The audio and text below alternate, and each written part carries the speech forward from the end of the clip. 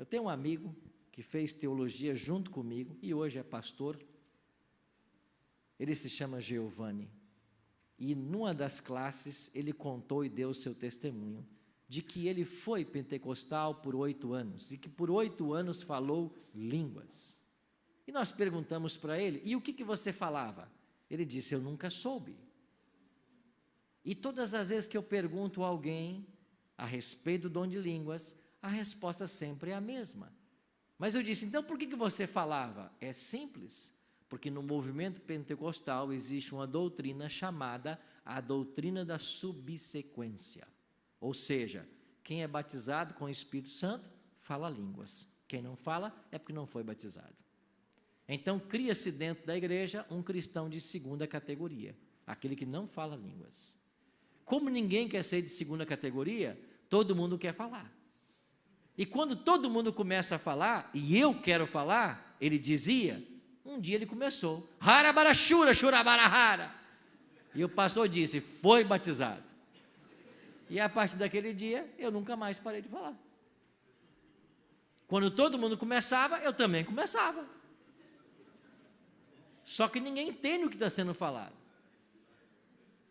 Você está entendendo o contraste entre o que acontece hoje e o que aconteceu em Atos capítulo 2? Agora escuta.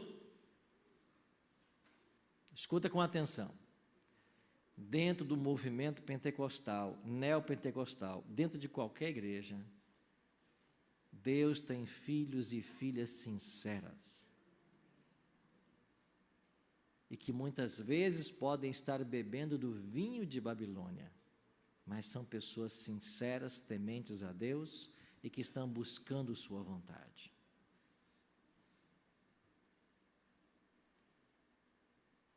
Eu não vou me delongar mais.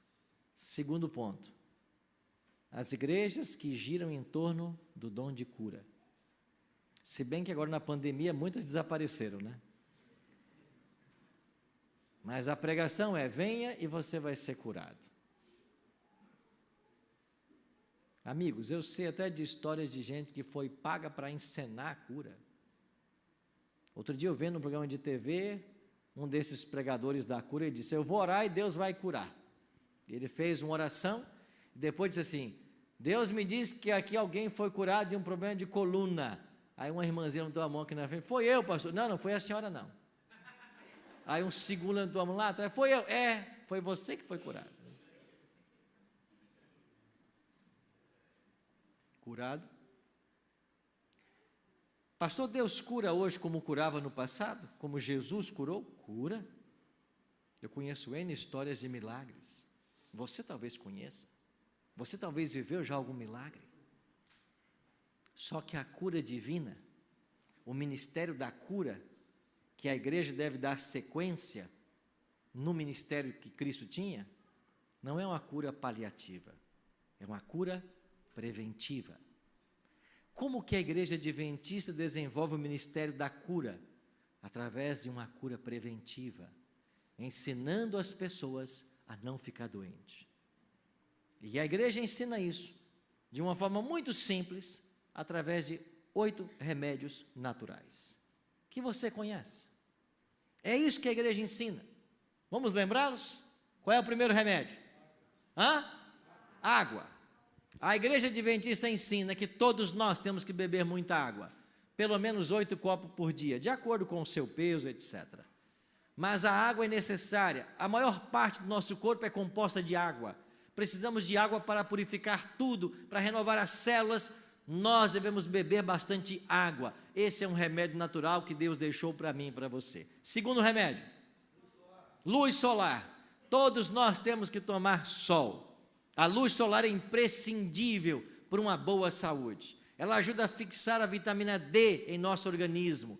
Tomada no horário certo, ela ajuda com os nossos nutrientes, ela nos fortalece, ela nos dá saúde e vigor.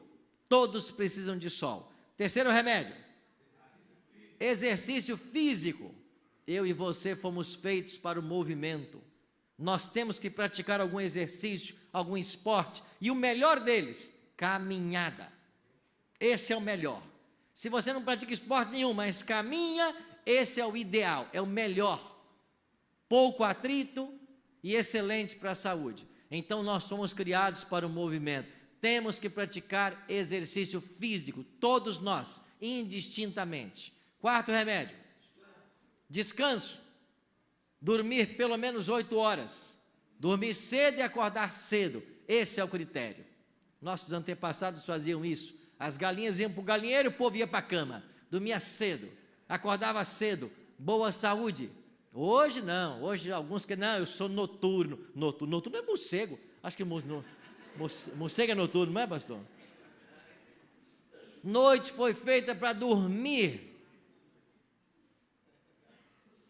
Por volta da 1 da manhã, o organismo produz uma substância que renova as células, que recarrega suas baterias.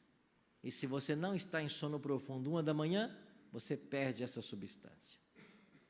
E para estar em sono profundo 1 da manhã, você tem que estar dormindo antes das 10, no máximo 10 horas, para você pegar essa substância.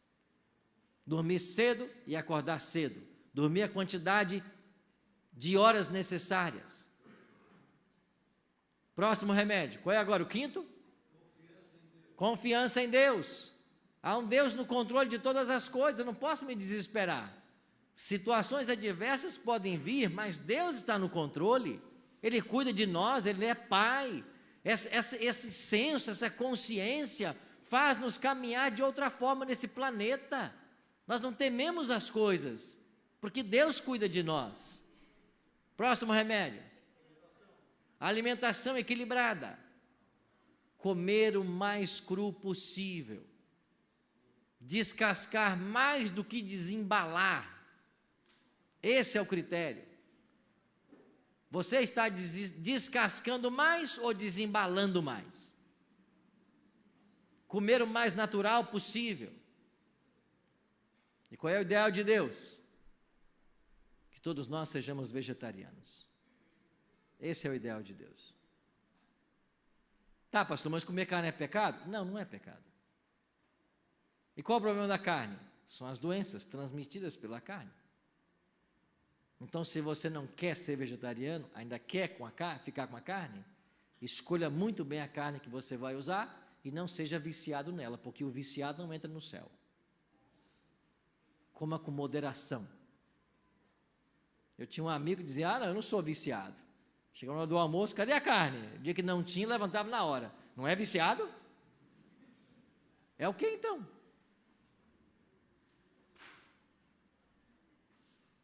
Próximo remédio: ar puro. Respirar ar puro. Respiração correta, diafragmática. Buscar estar em minha natureza o máximo possível para aproveitar o melhor que ela oferece. E faltou um último, qual é? Temperança. O que é temperança? É abster-se completamente do que é prejudicial e usar com moderação o que é benéfico. Isso é temperança. Não é para alimentar, não serve, não use. Serve, use com moderação. Isso é temperança. Porque quem come demais é o quê? É glutão, comete pecado. Então você pode comer uma coisa boa, mas se comer em excesso, você também está pecando. Então, abster-se do que é prejudicial e usar com moderação aquilo que é benéfico. É assim que a igreja pratica o ministério da cura.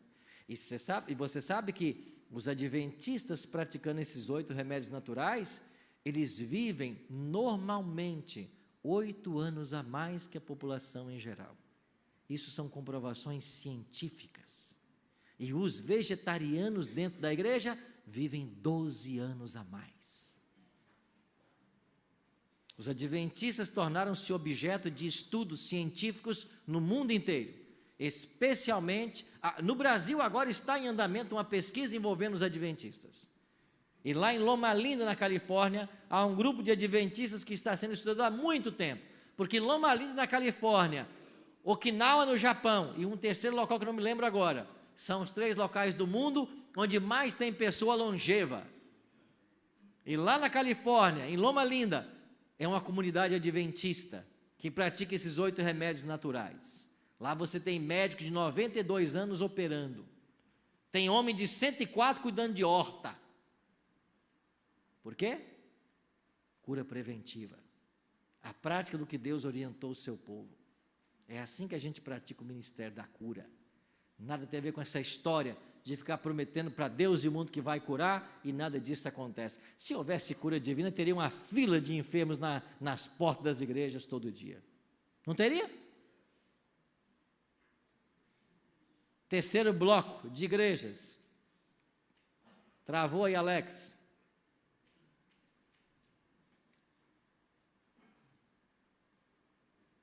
Alguém?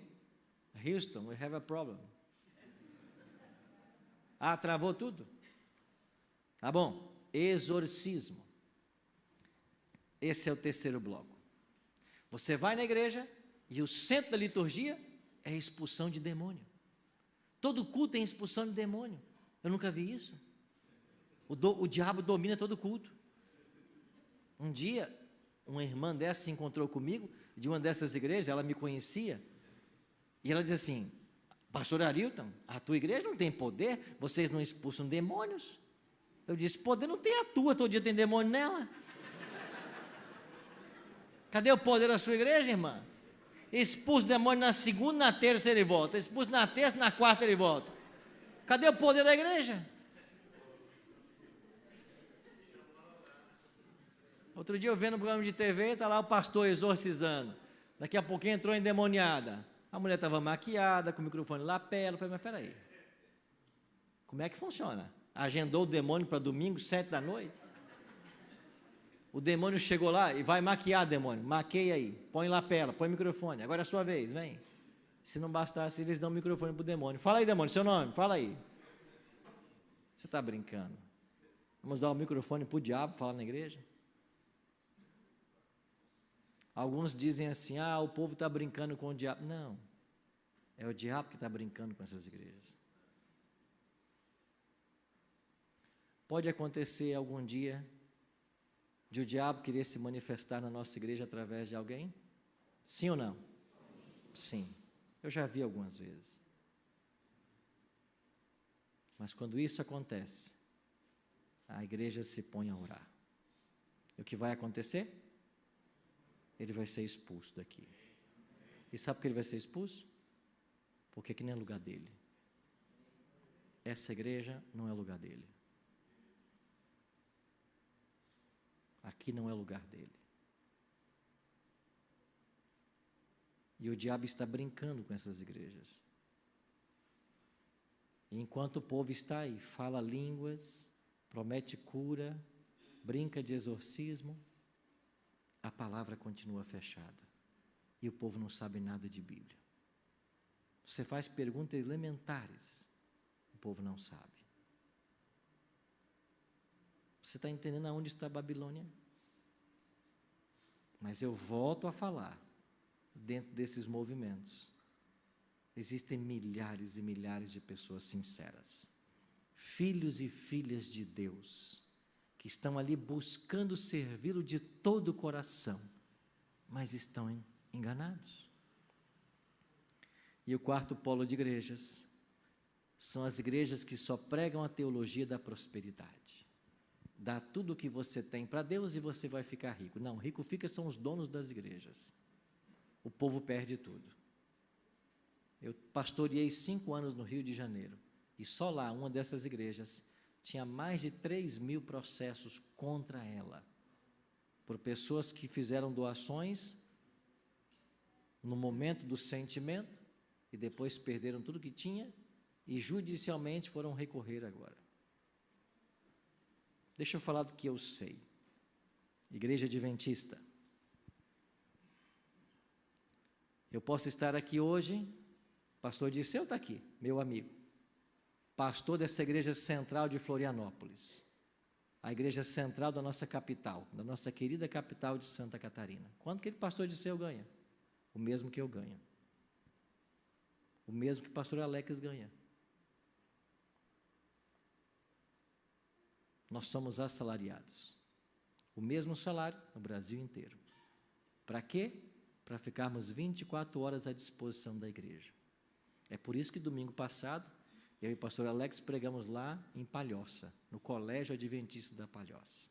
Segunda eu fui para Curitiba, trabalhei o dia inteiro em Curitiba. Terça-feira eu voltei e fomos para Criciúma. Ontem estivemos em Itajaí. Hoje é aqui. Amanhã só não estaremos numa empresa, em classe bíblica, porque é feriado. Sábado eu estou lá em Eldorado de manhã. À tarde lá em Canasvieiras. Por quê? Porque eu sou um servidor da igreja. Eu sou assalariado para ter 24 horas do meu tempo para a igreja, para a pregação do Evangelho. Aí suponhamos que a igreja aqui, que devolve o seu dízimo e sua oferta, agora apareceu alguém que deu 10 milhões de dízimo. Qual será o nosso salário no final do mês? O mesmo. Sabe por quê? Porque todo o dinheiro que entra na igreja não é para o pastor, é para a instituição da igreja, manter o Evangelho sendo pregado em todos os 4 cantos da terra. É por isso que a Igreja Adventista tem a 2ª maior rede de educação do planeta. É por isso que a Igreja Adventista é a igreja protestante mais presente no globo. Nós estamos presentes em 212 dos 220 países reconhecidos pela ONU. E por que o Evangelho está em todos esses países? Porque o dízimo que você devolve nessa igreja vai para uma associação, vai para uma instância superior, vai para Washington e vai para lá nos países que não tem ninguém, mas o Evangelho está sendo pregado. Você está entendendo? Essa igreja leva muito a sério essa questão. Eu posso ser pastor amanhã lá em Amazonas e cuidar de uma igreja de 50 membros, como temos lá. O meu salário vai ser o mesmo. Se pastor Odisseu quiser vender essa TV, ele consegue? Não é dele.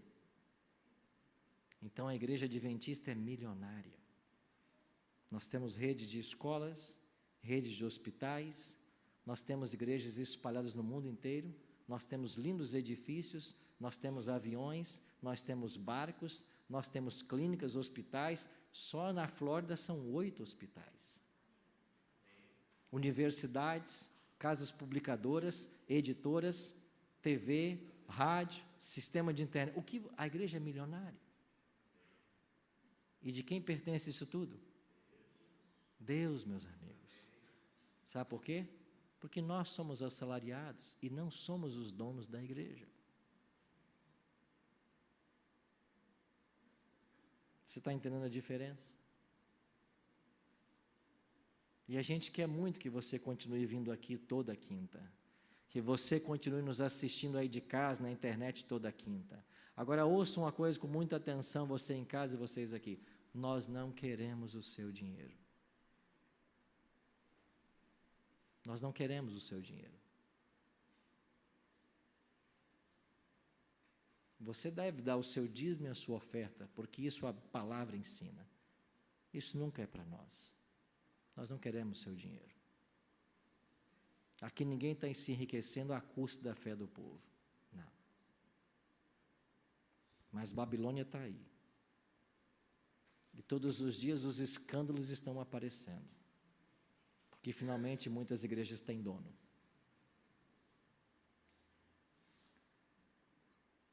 O que vai acontecer com essa Babilônia mística, essa confusão toda? Apocalipse 16 diz que o 6º anjo vai derramar a sua taça sobre o grande rio Eufrates, cujas águas vão o quê? Secar. Lembra lá do secamento? E estas águas vão se secar para preparar o caminho para os reis que vêm do nascente do sol. Quer dizer que Ciro, que derrotou Babilônia, é um tipo de Cristo. O rio Eufrates fala das condições atuais prevalecentes em nosso mundo. E os reis do Oriente, que vão vir quando o rio Eufrates se secar, é uma alusão a Cristo e seus anjos. Então, Babilônia vai cair. E antes que Babilônia caia definitivamente, Deus tem um último apelo. E Ele diz assim: ouvi outra voz do céu dizendo o quê? Retirai-vos dela quem? Amigos, Deus tem um povo aonde? Em Babilônia. Retirai-vos dela, povo meu. Deus está convidando os seus sinceros a sair dessa confusão religiosa e a se unir o povo que crê única e exclusivamente na palavra de Deus, que faz desse livro sua norma de fé e prática, que prega e ensina de Gênesis 1:1 a Apocalipse 22:21. É esse o convite de Deus, deixarmos essa confusão religiosa. E Deus está operando de forma maravilhosa, e os seus filhos estão vindo, o Espírito está atuando. Outro dia me ligaram da Bahia: pastor, o senhor pode nos batizar? Eu disse: olha, nossa agenda está fechada, não tenho tempo para ir na Bahia. Pastor, a gente aqui não tem igreja adventista, a gente mora a 40 quilômetros da igreja, mas assistindo a Novo Tempo, nós todos éramos de uma outra igreja, conhecemos as verdades que vocês ensinam, queremos ser todos batizados, eu e minha família. Venha, pastor. Eu disse: eu não tenho data para ir, é você e a família? Sim. Quantos vocês são? 25. Vocês são em 25? Sim. Não tinha igreja adventista lá, não tinha um adventista. Eu não pude ir, um outro pastor foi, batizou 28. Que fez a família, construiu uma igreja. Por quê? Porque Deus está dizendo para o seu povo: saia de Babilônia. Amém. Eu estava em Palmeiras dos Índios, lá em Alagoas. Passei 3 meses nessa cidade fazendo evangelismo. Estudava com várias famílias, uma delas pentecostal. Estudávamos o livro do Apocalipse. E quando eu cheguei numa terça-feira na casa deles para o estudo, a senhora da casa disse assim para mim: pastor Arilton, a partir de hoje a gente não quer mais o senhor aqui em casa. E eu disse: por que não? O nosso pastor, a igreja que nós servimos há 10 anos, teve uma visão. E nessa visão que o nosso pastor teve e nos contou, ele viu um lobo rondando a igreja dele. Ele disse que esse lobo é o senhor. Então a gente não quer mais você aqui.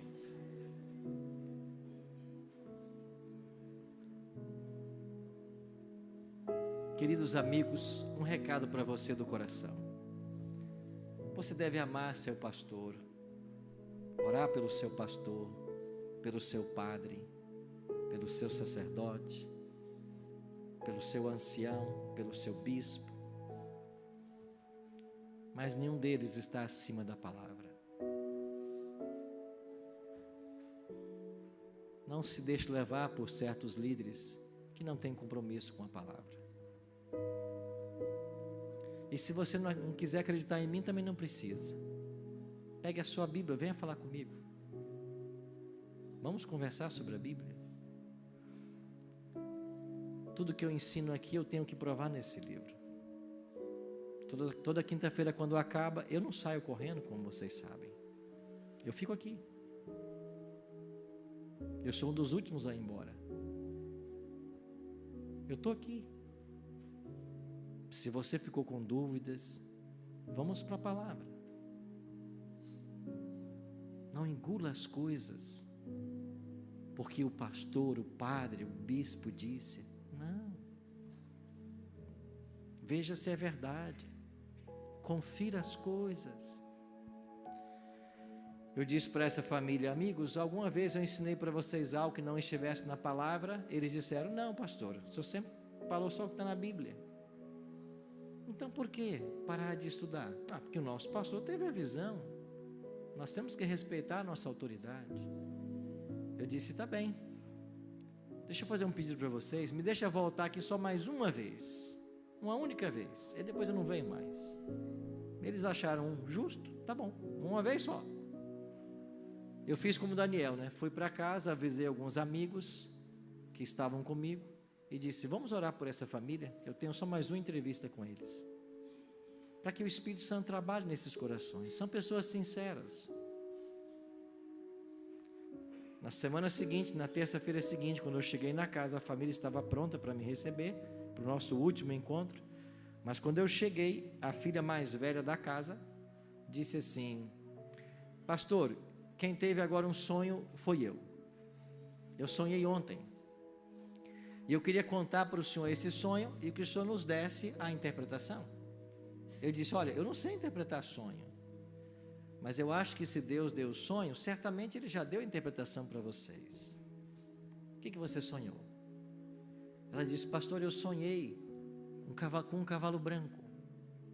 A minha família estava reunida e em nossa direção vinha um cavalo branco. Lembra do cavaleiro de Apocalipse? Do selo, do primeiro selo do Apocalipse, da igreja de Éfeso, o cavaleiro. A minha família estava reunida, um cavalo branco vinha em nossa direção e o Senhor estava montado no cavalo. Aí apareceu um anjo do meu lado e disse assim para a nossa família: esse homem tem a verdade. E é por isso, pastor, que eu, minha mãe, todas as minhas irmãs, nós queremos ser batizados na sua igreja. Porque um anjo nos disse que você tem a verdade. E elas foram. Por quê? Porque Deus tem um povo em Babilônia. E não existe argumento humano que talvez possa convencer. Mas de fato, quem convence não é o argumento. Quem convence é o Espírito. O argumento só é apresentado, mas é o Espírito quem convence. A sua briga não é comigo, a sua luta é com o Espírito Santo, para que você abra o seu coração e o ouça, e deixe que Ele fale, deixe que Ele oriente você. Em que direção você está indo? Você se sente agarrada por esses tentáculos de Babilônia? Se liberte, porque Cristo tem um plano na sua vida. Nós vamos ter uma música agora.